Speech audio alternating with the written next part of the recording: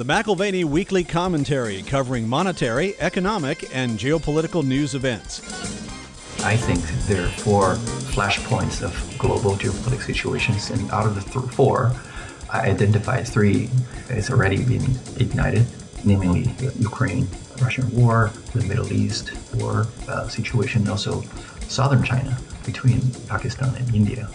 And so the fourth one is between China and Taiwan. I think this is not just a geographical military conflict. I also think this is a turning point for civilization. If there's a war break out between China and Taiwan, not only is it a disaster for a geopolitical situation, but also is a test for virtue and faith. Now here are Kevin Orrick and David McAlvany.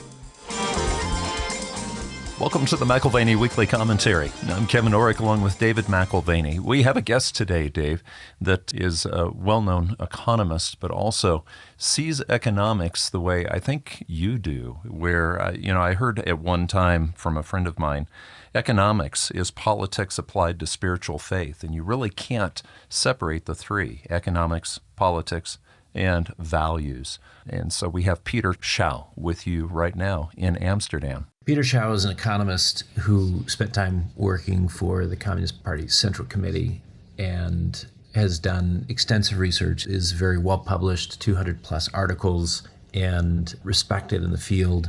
To be honest with you, I don't know anyone else on the planet who's had 10 million Twitter followers. I suppose you could find somebody out there, but certainly no economists.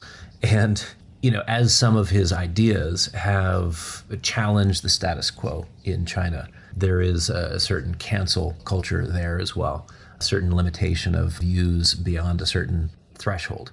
And so you won't find his Twitter handle anymore, and you won't find the 10 million followers. But his ideas have been very influential in China, and I've gotten to know him through the years. I have immense respect for him. Kevin, I'll be honest, this doesn't happen very often, but there's a handful of people that I see from across the room, and I just want to cross the room as fast as I can and give them a hug. I love them. I respect them. I hold them in such high regard, and we don't see each other often enough. I just am ecstatic to have a reunion. Well, David, your family, your dad first when I came to work for him, and you value highly speaking the truth, no matter what the cost. And oftentimes there is a huge cost. And so I really look forward to this interview. Also, just a note to our listeners, the interview with Dr. Peter Zhao today, the voice you hear will be the interpreter. Well, it's a real pleasure to introduce to our listening audience someone who I've had a tremendous amount of respect for a long time. Peter, you and I have shared ideas about China since we first met in Singapore in 2015. First, we were on a panel at an economics conference discussing macroeconomic trends, and later we got to speak privately and expand on several global macro themes. Since then, I've had the privilege of seeing you at these same economic conferences. Here we are in Amsterdam for the discussion today, and I've always appreciated your insights. My thoughts and musings on China are those of an outside observer. Your reflections, however, are those of a true insider. Trained as a PhD economist in China with continued studies at Harvard. You've worked as an advisor to the Central Committee in China, and as a member of the Communist Party have a unique set of insights. I'd love to review your current take on what is today the second largest economy in the world. We'll get to some questions here in a minute, but thank you for adding your perspectives and insights. I'm so glad to meet you, and we can have a talk like this. I asked my friend Donglu help me in language. Excellent. So we'll do some translation, and I'm so glad that you're here with us. Well, initial reforms in China began under Deng Xiaoping more than 50 years ago, and then rapidly increased after acceptance into the WTO, World Trade Organization, in December of 2001. How would you characterize Chinese growth in the pre-2000, post-2000, and finally the post-global financial crisis periods? Yeah, China's economic growth has three phases. So phase one is pre-year 2000, which the growth can be categorized as low cost, low labor cost, and infrastructure investment-based growth. So we can say that in the way we're chasing China's catching up, the industrialization and modernization, sort of the characteristic of the first phase of Chinese economic growth. So since China's joining of WTO in 2001, China basically had a golden 10 years of growth, which can be categorized as exporting-driven and high investment-driven growth. But post the 2008 global financial crisis, China's economy is more and more dependent on government credit and government-driven, which covered the structural problem. So it's more like a Keynesian interventionism, which those hidden problems is more and more kind of popping up right now and become more problems. The scale of the problems is something that many analysts are concerned about. And we'll get to that in a moment.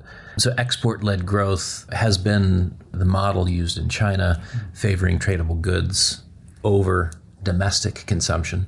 In the US, domestic consumption makes up 70% of GDP, and it's much less in China, with almost a mercantile or export focus. What is the state of the Chinese economy now?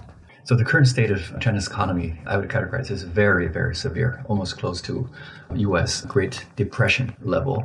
So all the problems that's accumulated and been hidden over the years is about to basically explode at the same time. So these multiple crises are the crisis, high debt level, and the demographic problem right now. So it's like declining of new birth rate, and the credit or the confidence for the private enterprises, and also the coupling with the world economy. The risk is increasing with the coupling. So it's close to the limitation of the dependency on the government investment and exporting driven. There seems to be a little irony. Today in the US, we want to pursue export-led growth. We're moving back to an older mercantile model. That's what the Trump administration has said they want to do. Shift from having a trade deficit, with the surplus being with our trade partner, in this case China, and we want to equalize. We don't want the deficit and surplus, so we have U.S. tariffs. And they are an attempt to reinvigorate that U.S. production and manufacturing, resolve our trade deficit. What is your perspective on the global trade imbalances and the tariff war? The real problem is not a tariff, it is basically the imbalance of the trade of the world. The fundamental problem is the difference in political systems, institute differences, and also in the deficit in trust. So the U.S. problem of tariff, like the deficit of trade, China has the same problems, and many countries in the world have the same problems. So it's not the only problem the U.S. has. The fundamental problem right now is the U.S. and China don't trust each other. The attempt for the U.S. to rebuild its manufacturing capability is fundamentally because the U.S. doesn't trust China, because they treat each other as enemies. To prevent this potential war between U.S. and China, the U.S. basically is attempting to rebuild its manufacturing so the U.S. doesn't rely on China on this manufacturing capability. The tariff problem is only the surface. The fundamental problem is the difference in values, the difference in systems. So the goal of the U.S. is to basically rebuild its manufacturing capability to prevent this potential war or, like worst case scenario with China. Some have argued that state intervention and the massive credit provisions by the People's Bank of China following the global financial crisis show us a new and better approach to economic planning and stability. I think of it as Keynesianism on steroids. Having spent time as a member of the Communist Party, what is your perspective? China's economy, pre-Deng Xiaoping's economic reformation, was government planned. It's like Marxism, so it's proven it's not working. It's a failure. And after 2008, China started stimulating the economy, which found another trap. It sort of looked like it worked. Keynesianism. It sort of worked for a period of time. However, right now it's proven that's also not working. China's already failed twice. The first failure was the Marxism, the planned economy, proved it didn't work. So the second failure is proven not working was the Keynesianism, is government heavy intervention, stimulation proved it didn't work. A lot of the foreign friends looked at China's economy, made a misjudgment. They felt that China's economy was working, which I think is not, because of the government intervention. It is proven to be a failure right now. When you look at economic growth around the world, Chinese economic growth has driven most of the improvement for several decades. Where do you see global economic growth coming from going forward? A global economy also slowed down after 2008 global financial crisis. The growth has been slowing down by about 1.5%. So with China slowing down, the whole global economy hasn't really recovered back to pre-2008 level. However, if you look at countries like India or Vietnam, it looks like their economy is looking very vibrant. And we look at the new frontiers such as AI is driving a new kind of growth. So yeah, we're not too pessimistic about the future or the current state of the global growth. One of the major initiatives in recent times from China is the One Belt, One Road program, the new Silk Road, if you will, different technologies. Is it fair to characterize the Belt Road project as a soft power substitute for Western influence in the world? Yeah, certainly. The Belt and Road Initiative it's basically a tool for China for its geopolitical purpose. But because of its lacking virtual guidance and trust by contractual trust, its soft power is still really hard to establish and its influence among the countries. So you're saying lacking in virtue and lacking in trust without the power of contract implementation, or what would be implied by a guarantee. You do this, we'll do that, and we're working together. Yeah, that's right. The influence of China's Belt and Road Initiative has to be built on the foundation of trust and a mutual respect of the local cultures. So without this trust and mutual respect of his culture, this initiative could turn into a new sort of colonialism. New colonialism. Yes, Yeah. You said it, okay. And also potential trap for debt.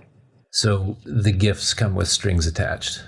We'll talk a little bit about geopolitics. Are you concerned about potential conflict in Eastern China, specifically Taiwan, and many of the military overtures that we've seen over the last several years?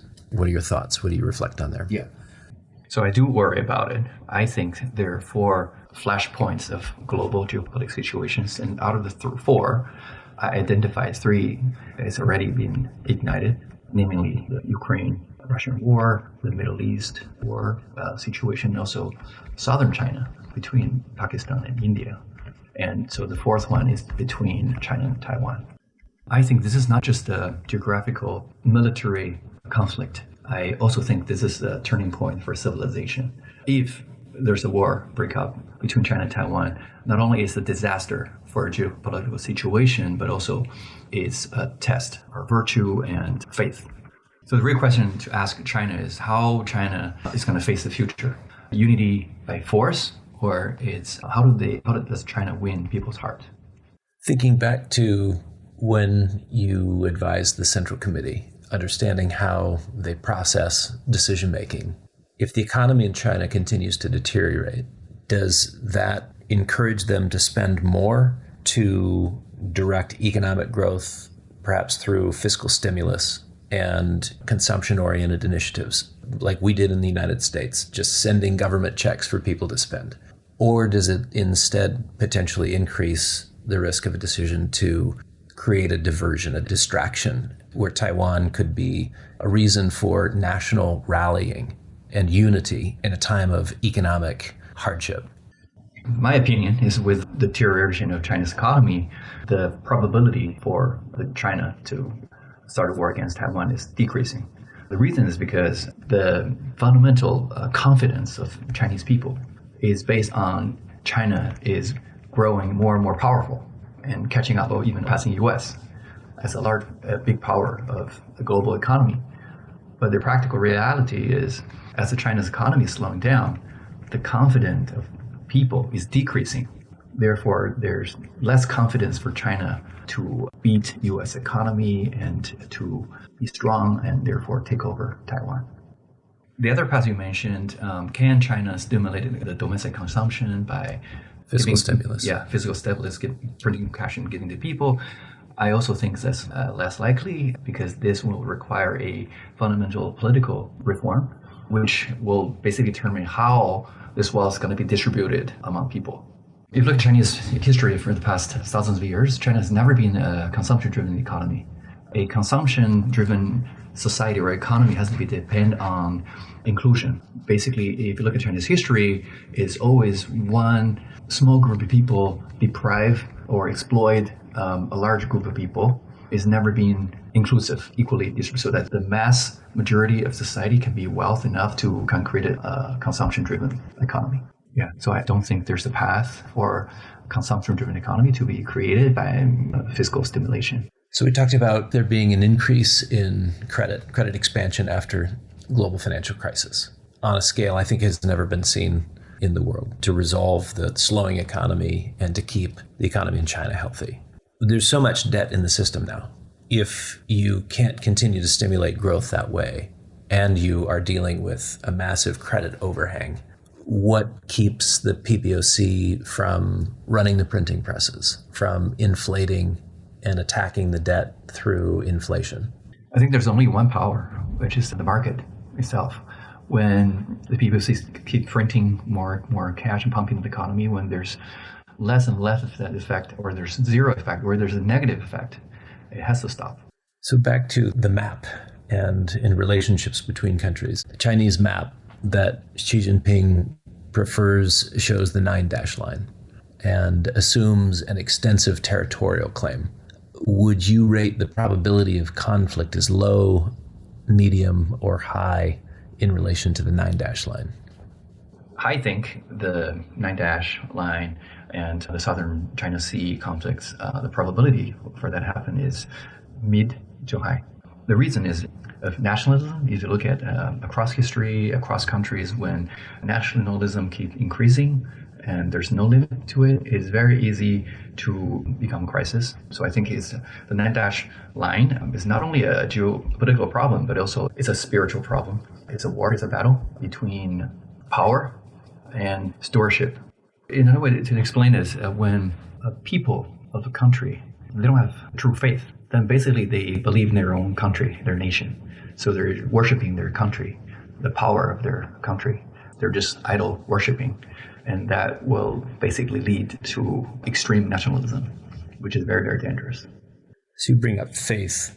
This is a personal question. You were sent to explore the U.S. economy and what perhaps could be the demise of capitalism on some time frame. And so you're at Harvard making economic observations and cultural observations, and you see a system that works, not one that's broken. Tell us about the conclusions that you came to and how that led to your own expression of faith. At that time, it was only a research and observation, but it looks more and more important today. That observation becomes more and more important today. Yeah. So my observation and research back in 2002 was that the fundamental difference between the United States and the other countries in the world is there are so many churches across the country, and Christian values and Christian faith played a very important role in the fundamentals of the U.S. So then I reached the conclusion the market economy between U.S. and China is fundamentally because of, I categorize the U.S. as a market economy with churches and the China's economy without churches. Then the conclusion is if China's economy can be based on Christian values and virtues, then China's economy can be much better than now, and the relationship between China and the U.S. can be much better now too. And this will benefit for China's economy. Unfortunately, China is headed to the other way, which leverages nationalism to stimulate its economy, which led to the conflicts of a geopolitical situation and crisis.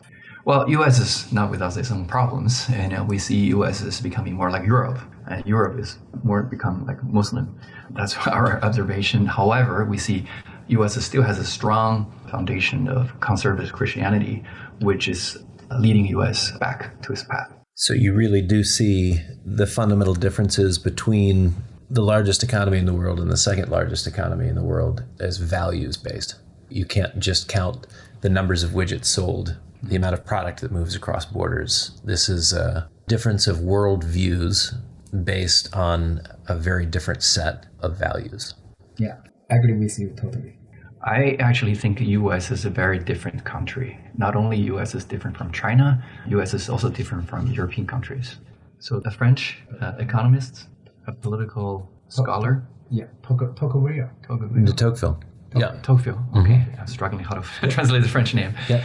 And when he came to U.S. and did his research, his observation is U.S. people is very different from French. The value systems are very different from that of the French. The society based on the citizen and also the churches are also very different between U.S. and France. So America is a conservative Christian society. Europe is a post-Christian worldly society. Well, it was Alexander Solzhenitsyn leaving the Soviet Union making the reflection as he came to the U.S., like de Tocqueville did, that the reason why Russia went through the turmoil that it did is because they forgot God. And what you're describing in Europe is a secular expression, a country that was once robust in faith and virtue, which has left that aside for a much more pragmatic approach to life. Deirdre McCloskey is a famous U.S. economist who's written multiple books on the history and the importance of virtue as it informs the basis of our market economy. It's an absolutely fascinating read, and the scholarship is top-notch. We are becoming more secular in the United States. There are many people in the United States who would suggest that we are in a post-virtuous or post-Christian society in the United States. So I hear your observation as an observer of U.S. culture, and it is different than Europe. Hopefully we're not on that same path of abandoning virtue. We may find there's complications with that. When you think about your observations in 2002, I think the Wall Street Journal ran an article talking about some of those observations in 2008. Is the best way forward for the U.S. or any country to consider virtue, to consider values, to consider faith as a basis for culture? And if that basis is strong, if that foundation is strong, then the market economy works brilliantly. I think this viewpoint is still very, very important today. My view is even the West, when they try to use Keynesianism to stimulate the economy, is basically losing its foundation of its virtue and values.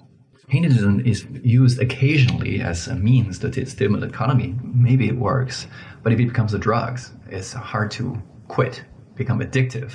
Then it's poisonous. That's basically the reason of current U.S. debt problem that we're facing. So thinking about debt, we know that China has tried to grow, and much has been written about the collapse in real estate in China. You have the developers like Country Garden and Vanke, and many other developers are coming under intense pressure to the point of insolvency.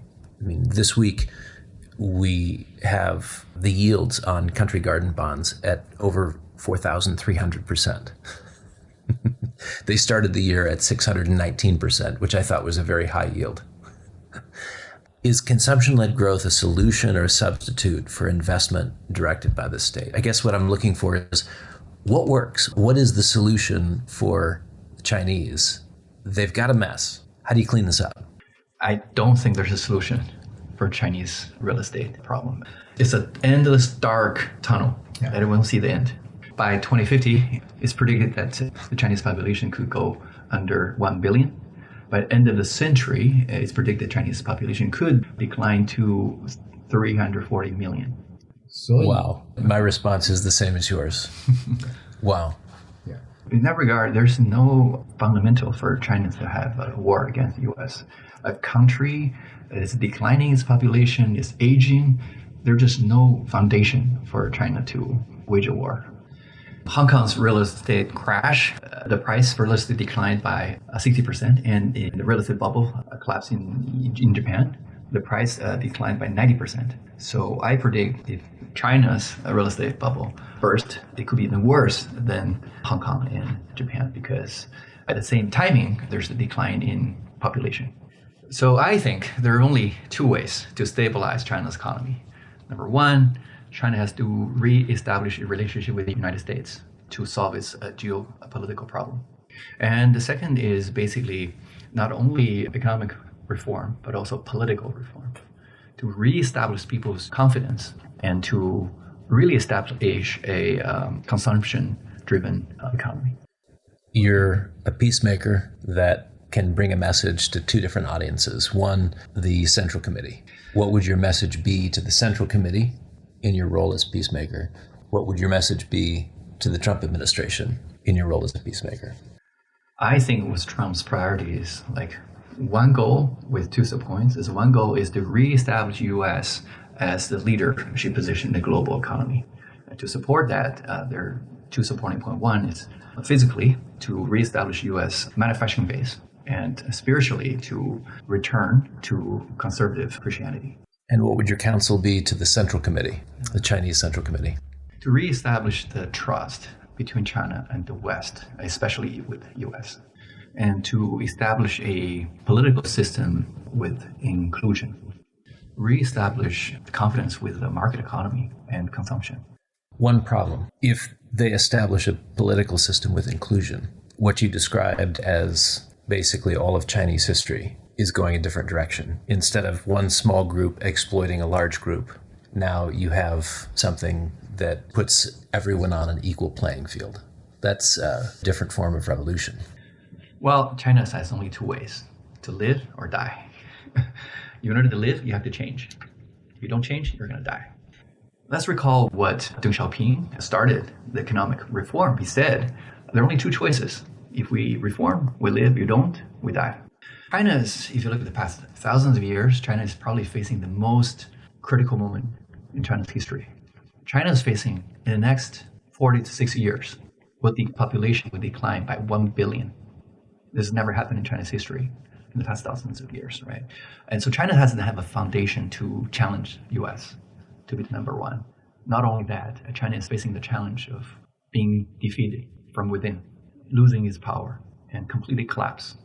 So China has no choice to open, meaning to befriend, to reestablish trust with the West, and to change from within. To change fundamentally is political system, not just financial system. The political system has to change from within. Maybe not a popular message with Xi Jinping. But I think the best advice for him, if he takes this advice, he may remain in the history with a better name. He has a chance to have a higher position than Deng Xiaoping if he takes this advice. Well, I recall a man by the name of Kondratiev who was tasked with cycles within the U.S. economy and within the cycles of capitalism in order to prove to the Russians when they would succeed, when Marxism would succeed, capitalism would fail. And he did his cycle studies and came to the conclusion that quite the opposite. It was not capitalism at risk, it was communism at risk. And that the cycle was a terminal one. It wasn't really a cycle, it was just an end point for communism. Whereas there was a dynamism to the capitalist system. And the cycles were very difficult at times, but there was an unlocking of creativity. And I think that's what you're getting at when you suggest values are something that serve as the foundation for a free market or capitalist system. So, Peter, when I think of Kondratiev and I think of you, you were sent to explore and to study and to make observations about the U.S. system. And you too came to the conclusion that there is something very dynamic about the U.S. system. But unexpectedly, it's not an economic input. It's a values-based input. It's a spiritual input. I don't know that Kondratiev came to the conclusion that there was a spiritual dynamic, but I think it's not without coincidence. When tasked with proving the demise, the conclusion is a little bit different. Thank you for joining us. As always, it's great to see you. Wish you safe travel home and look forward to our continued friendship. My pleasure. Well, again, David, values really apply to everything, politics, economics, and our spiritual faith. I thought it was fascinating to hear Peter talk about markets and churches and how important that is for inclusion of the people. You know, sometimes we have guests on and it is an interview. Today, I experienced this as a dialogue with my Chinese brother, and it was a delight to pick his brain on a number of critical topics. So we try to figure out how the world resolves big issues. Some are, frankly, almost too big to be solved. And that is where radical change, radical transformation, whether it's of a political system or an economic system, have to be considered. And he's left us with much to chew on. Well, you've been listening to the McAlvany Weekly Commentary. I'm Kevin Orrick along with David McAlvany and our guest today, Dr. Peter Zhao. You can find us at McAlvany.com, McAlvany.com, and you can call us at 800-525-9556. This has been the McAlvany Weekly Commentary. The views expressed should not be considered to be a solicitation or a recommendation for your investment portfolio. You should consult a professional financial advisor to assess your suitability for risk and investment. Join us again next week for a new edition of the McAlvany Weekly Commentary.